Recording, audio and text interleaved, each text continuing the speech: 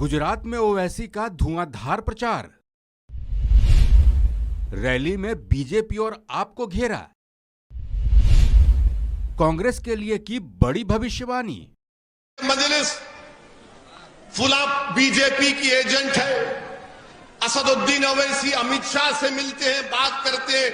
यहां के कांग्रेस के एमएलए ने भी किसी मीडिया के सामने कहा, मैं कांग्रेस के लोगों से कहना चाह रहा हूं, मैं दुनिया के किसी शाह को नहीं मानता। याद रखो मेरी इस बात को, मैं किसी शाह को नहीं मानता, मैं किसी शाह को मानता ही नहीं हूं। मगर ये बोले जाते हैं इनसे मिले हुए हैं, उनसे मिले हुए हैं। अरे याद रखो, तुम आज दुनिया में तो बोल रहे हो, मगर तुमको अपने इल्जामात का जवाब देना पड़ेगा। उस दिन जवाब देना पड़ेगा जब रब्बे करीम एक एक इंसान की राय बराबर नेकी का अजर देगा और राय बराबर गुनाह का तुमको जवाब देना पड़ेगा।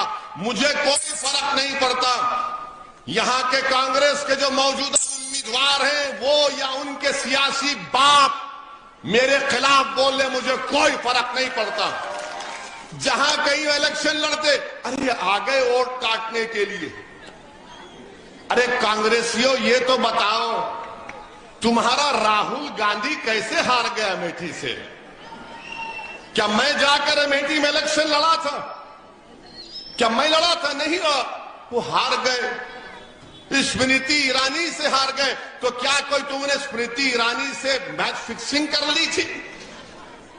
कांग्रेस पार्टी के कितने 50 या लोकसभा में कितने एमपी हैं?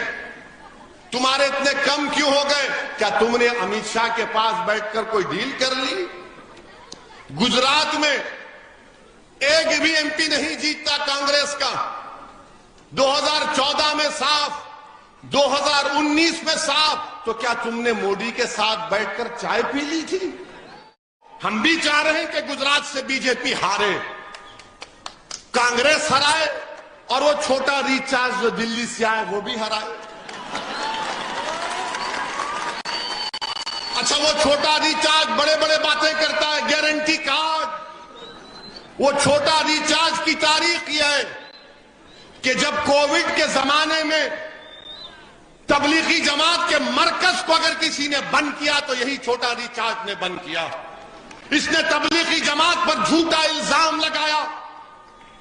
और जब कोविड पेशेंट की लिस्ट आती थी तो उसमें एक लिस्ट होती थी आम आवाम की और दूसरी लिस्ट होती तबलीगी जमात के सुपर स्प्रेडर का नाम किया। आज वो आकर आपकी गलियों में जमालपुर में कहता है, पूछो उससे कि तुमने तबलीगी जमात पर क्यों इल्जाम लगाया।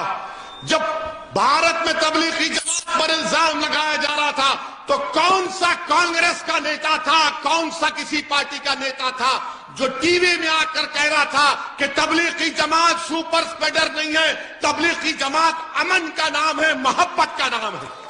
पूरे कैंडिडेट की लिस्ट का ऐलान कर दिया।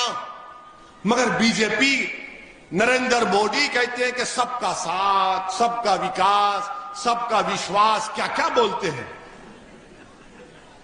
सद्भावना रैली शुरू की थी, आज बीजेपी के लिस्ट में कोई नजर नहीं आता। क्यों नजर नहीं आता भैया? तो बीजेपी ने कह दिया कि हमको टोपी वालों का साथ नहीं चाहिए, हमको कैंडिडेट नहीं देंगे।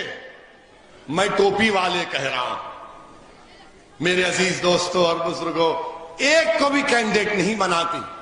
मगर बीजेपी कहती है सबका साथ, सबका विकास, सबका विश्वास। अब आप देखना, ये हमारा जुमला कल सुबह 11 बजे से टीवी पर चलेगा।